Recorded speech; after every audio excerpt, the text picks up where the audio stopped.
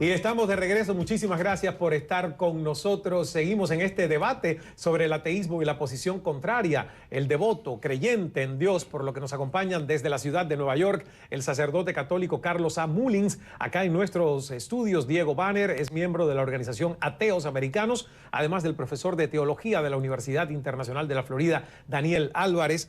Y Daniel, antes de seguir sobre la pregunta que yo dejaba pendiente de la diversidad de creencias en el mundo, no únicamente el cristianismo, pero vamos a dejar bien claro el concepto de ateo agnóstico.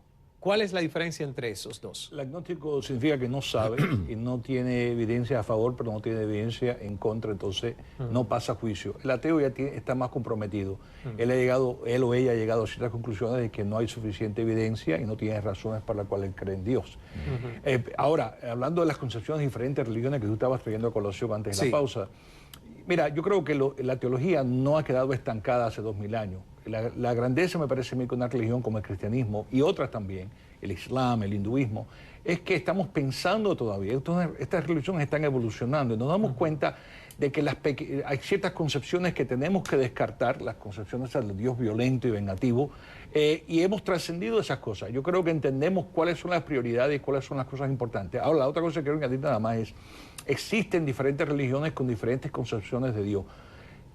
Me parece a mí que hay lugar en el mundo para diferentes concepciones. Hay lugar en el mundo para una pluralidad de concepciones. Lo que importa, lo que nos hace a todos, creyentes o no, es algo espiritual, que quizá más allá de la creencia en Dios, es el corazón. Yo digo como un teólogo muy famoso alemán muy famoso, Schleiermacher, el corazón hace al teólogo. Si tu corazón es como el mío, dame tu mano y mi hermano serás. Así que de cierta manera, yo creo que a Dios no le preocupa si creemos en Él o no. Lo que a Dios le preocupa es tenemos amor en nuestro corazón. Y nuestras acciones, a beneficio de los demás, del amor. Diego. Sí, en primer lugar, la religión cristiana, cualquiera de las religiones, fueron hechas por el hombre. Son inventos del hombre. Exacto. Tú estás proponiendo ahora cambiar un poco el Antiguo Testamento, adaptar un poco a los tiempos modernos, ¿no? Es que yo sigo a Jesús. Jesús estaba cambiando la concepción de Dios. Jesús también dijo Así que Jesús empezó el proceso. No, Jesús dijo que él aceptaría a sus discípulos si se pelean con su familia, ¿no? Que si él dijo que viene para dividir el mundo, dijo que viene a hacer una división al mundo. Los consejos que él dio de no ahorrar, de dar todo lo que uno tiene, son cosas que en la práctica nadie las hace. Pero Diego, me estás leyendo la Biblia de la misma manera que los fundamentalistas leen el Corán y los fundamentalistas cristianos leen la Biblia.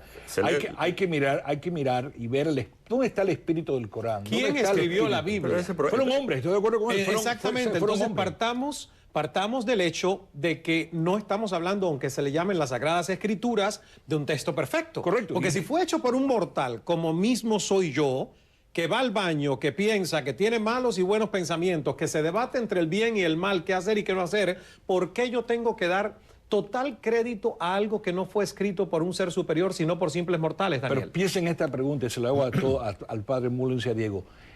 Lo que creó al cristianismo fue una experiencia profunda con Dios. Eso no significa que las concepciones de esos escritores va a ser totalmente perfecta. Es una concepción falible que están en proceso de análisis, de crítica, de perfección. No hay ninguna evidencia. Jesús, claro que sí, Jesús reta. Dice, uno más grande que Moisés está aquí. Eso no le gustó a muchos judíos cuando dieron ese mensaje de Jesús. Pero me parece a mí que Jesús está en una posición de crítica, no de aceptación a crítica de lo que él recibió. Él cuestiona. Eso no demuestra ni prueba ni que Jesús fue el Hijo de Dios, ni que Jesús era Dios, ni que hubo ninguna participación celestial. Exacto, pero el punto es cómo alguien que sí es un hombre de Dios, de una religión dogmática como ha sido el catolicismo, padre Mullins, puede aceptar que a lo mejor hay muchos de los cánones que usted tiene que seguir dentro de la Iglesia Católica que no son creados por Dios, que son creados por mortales que organizaron una religión alrededor de Jesucristo y de Dios. ¿Y cómo usted puede seguirlas ciegamente sin cuestionarlo? Es ahí donde yo creo en Dios, pero no necesariamente puedo creer en religiones organizadas que han sido hechas por los hombres y no por Dios. Bueno, todo lo que el cristiano, el católico tiene que cumplir está en el libro del Éxodo, del capítulo 20, cuando Moisés sube a la montaña Sinaí y Dios ahí le entrega las famosas dos tablas de la ley. Creo que los 10 mandamientos de la ley de Dios resumen toda la moral que debe observar todo aquel que quiera ser fiel a su fe. Hay un tema también que no hemos tocado en este programa, y es el tema de la vida detrás de la muerte, que está muy relacionado con el tema de aquel que no cree en Dios tampoco puede creer que haya otra vida, y es parte también muy importante. Tú le hiciste una pregunta muy importante a Diego cuando uno se encuentra en situaciones límite. Pienso que la más común es la muerte. Yo esta mañana estuve celebrando, yo no digo funeral, sino una misa de resurrección, y recordamos las palabras de Cristo a Marta: yo soy la resurrección y la vida, quien cree en mí, aunque muera, vivirá. Es ahí la importancia entonces de la fe, que nos hace mirar la vida más allá de la muerte, y aquel que no cree en Dios se ve privado de esa convicción que realmente nos ayuda a vivir. Ahora, ¿está usted contento y complacido, padre, 100% con todo lo que le toca dentro de la infraestructura de ser parte de una institución como la Iglesia Católica, que está además verticalizada en su existencia por siglos y siglos, amén, desde el Vaticano? ¿Contento 100%? Si yo personalmente estoy contento. Sí, claro, usted, como servidor. Sí.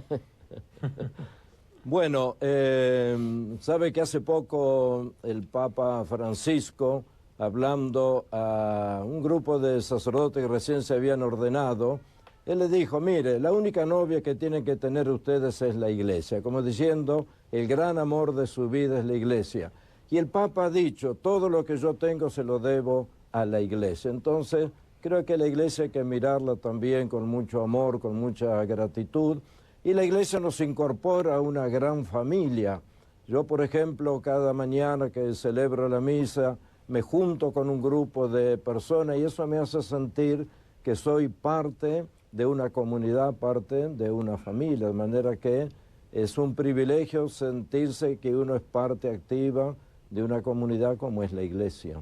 Diego, cuando el padre hablaba de creer en la vida más allá de la muerte, que ciertamente es uno de los preceptos de la religión y la salvación, el concepto de la salvación de las almas, ¿crees tú que tu vida termina el día en que tu cuerpo por supuesto. deja de latir? Sí. Este es un elemento. En primer lugar, la Iglesia Católica tiene una larga lista de disculpas que tendrá que ya ha hecho unas cuantas, pero su participación en el Holocausto, en forma pasiva, de no haber hecho absolutamente nada, la Inquisición, las cruzadas, es decir, la lista es muy larga, y la cantidad de, como sabemos, de abusos sexuales contra menores es una cosa que pertenece al presente. Es decir, que yo no sé cuál es el gran orgullo de pertenecer a semejante institución, que por otro lado el Vaticano, como sabemos, el gran crecimiento del Vaticano durante la historia se debió a un documento falso que se llamó y se llama la donación del emperador Constantino, que muchos no lo saben, porque la Iglesia obviamente lo mantuvo en silencio, pero hubo un documento llamado, que fue una especie de donación que el emperador Constantino dio al Vaticano, que resultó luego de 700 años ser falso. Pero durante esos años ocurrió la Inquisición y el Vaticano expandió en Italia su poder y establecimiento también físico, ¿no? Con respecto a la idea de salvación, es un elemento muy bien pensado por los fundadores de la religión cristiana. Es un buen sistema de control a la gente. Prometerle a la gente que si hacen tal y tal cosa van a salvar, sea al reino de Dios o al paraíso, y si no lo hacen van a ir al infierno. Pero eliminemos paraíso e infierno como términos creados, a lo mejor dices tú, por una religión. El hecho de que somos materia, pero que además hay energía, Oh, de que hay ondas electromagnéticas Absoluta. que nadie se podría imaginar siglos atrás que hubiese una transmisión sin cables. Oh, absolutamente. Y se ha descubierto. Sí, o sí. sea, yo lo que quiero saber es hasta dónde el negar que no hay evidencia de que no existe un Dios te ciega a ti de pensar que no somos materia nada más. No, volvemos a ser parte del todo, ¿no? Del universo, del cosmos, de la naturaleza.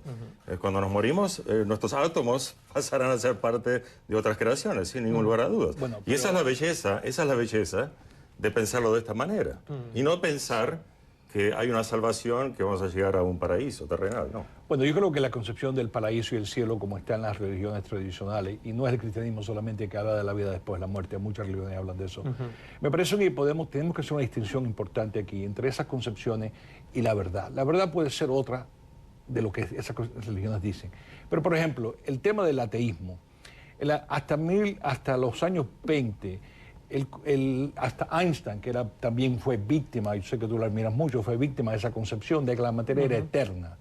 Es decir, el concepto de la materia eterna duró en el occidente por 2000 años, hasta que un sacerdote astrónomo, el Lemaitre, ve las ecuaciones de Einstein de relatividad y se da cuenta de que el universo no es infinito. Y uno ateo, un Fred Hoyle, un astrónomo ateo, mofándose de él, le dice, tú crees en el Big Bang. Señores, el Big Bang postula de que el universo solamente tiene 13 billones a 15 billones de años. Quiere decir, tuvo un principio.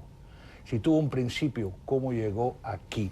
Y eso ha revivido el concepto de que puede haber habido un Dios creador. Quizás no es el Dios de la religión tradicional, pero en otras palabras, que la posibilidad de que haya un Dios creador, y tenemos que ser un poquito más humildes cuando pensamos del universo y nos ha forzado a descartar ese tipo de materialismo crudo que dominó el occidente por 2000 años.